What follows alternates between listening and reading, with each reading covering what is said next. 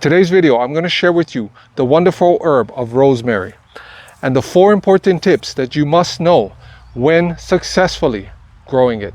And stick around until later because I'll share with you 2 bonus facts that you never knew about rosemary. Let's get started. Tip number 1, when first starting to grow rosemary, you have to decide whether you want to start it from seed or a cutting. I have always grown rosemary from cuttings and I have had much success.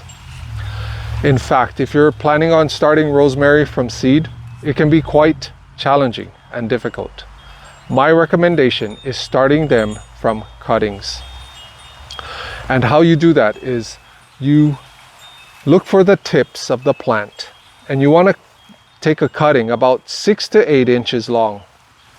When you have your cutting, you strip the bottom 50% of the stem.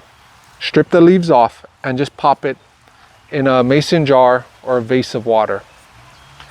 And the one thing that a lot of people end up failing to do when propagating rosemary is they fail to change the water, which can end up ruining your rosemary right from the start. So make sure that you're changing the water to your glass jar at least twice a week. The one awesome thing about rosemary is that it thrives off neglect.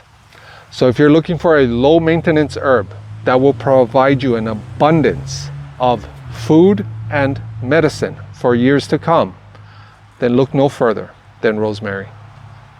Rosemary prefers more of an alkaline soil. The one important thing that you must have in your soil is good drainage, because without it, you'll end up getting root rot, which is, you don't want that.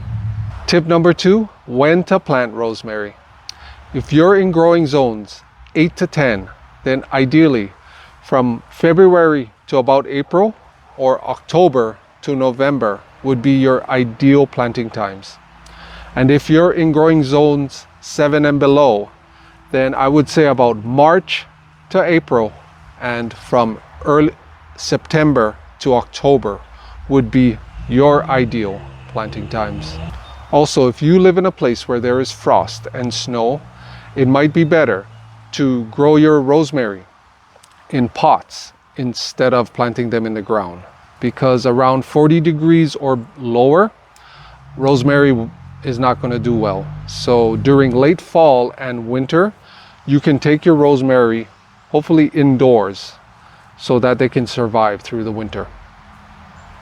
Terracotta pots will give your plants a much better, they'll do better actually in terracotta pots rather than plastic pots.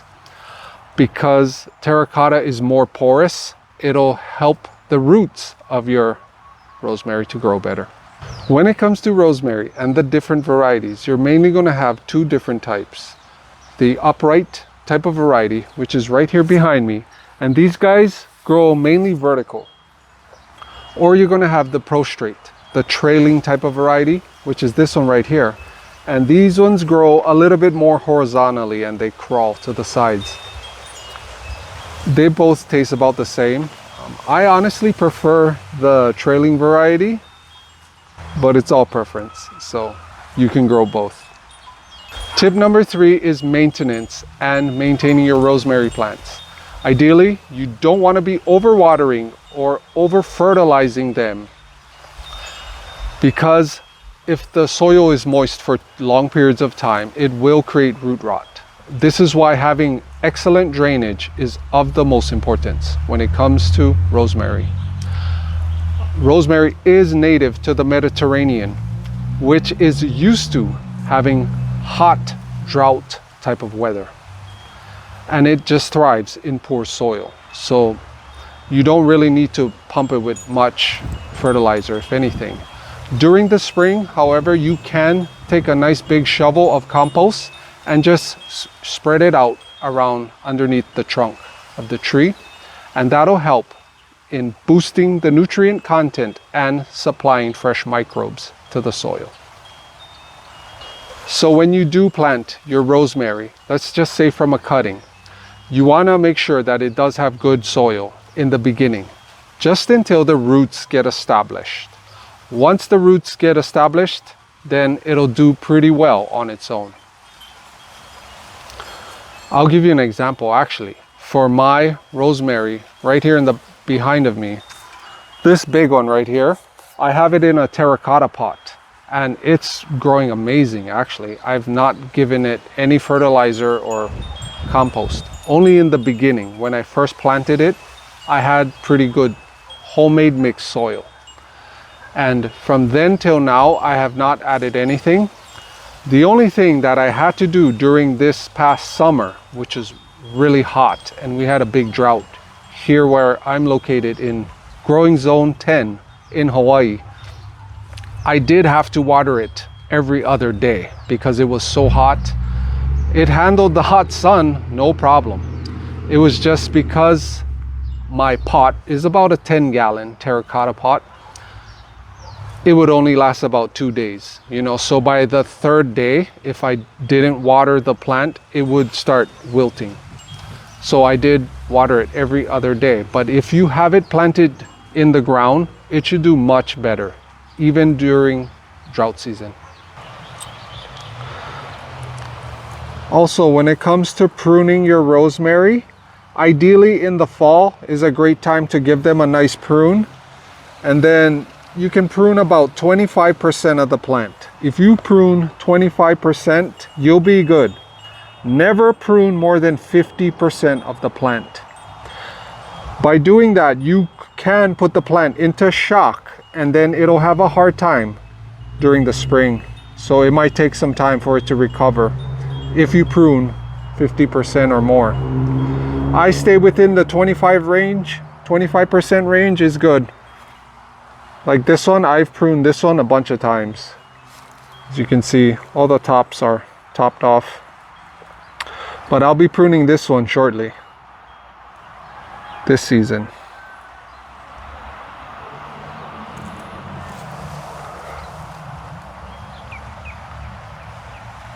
Tip number 4 is harvesting. When it comes to harvesting the best parts of your rosemary plant for consumption, ideally you want to be cutting off the tips where the new growth is. And you can always tell by the stem. If you look at the stem, you'll see more of a white colored stem. So this is all the new growth and the leaves will be much softer and easier to digest. However, like with this one right here, you'll see that the stem is brown and much more matured.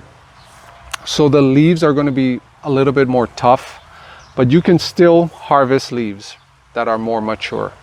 I would just mince them up more finely if you're going to consume them. And also another cool thing you can do with rosemary is when you harvest, say like these guys right here, nice younger tips with softer leaves, you can dry the rosemary for, I would say, 2 weeks, 2 to 3 weeks. Dry the rosemary on a drying rack. Once they're dried, now you can add them to your olive oil.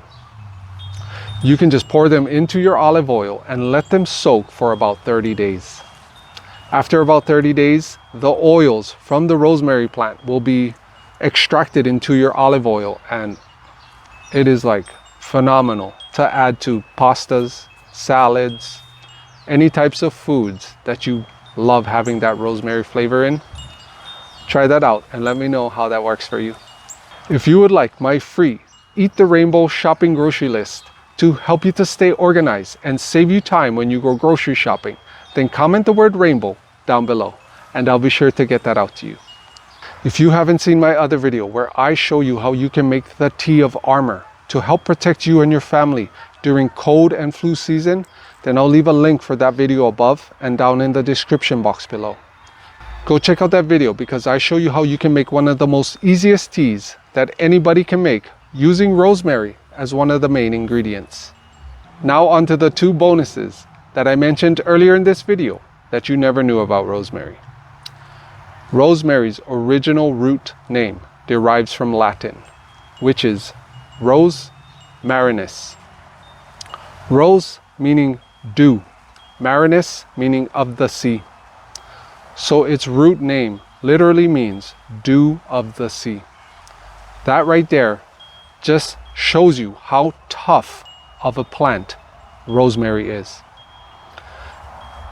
Being that it can survive in harsh, hot, drought environments and drinking a lot of its water through the moisture of the air. It's quite amazing when you think about it. And the second bonus, you can actually take the beautiful blue flowers of rosemary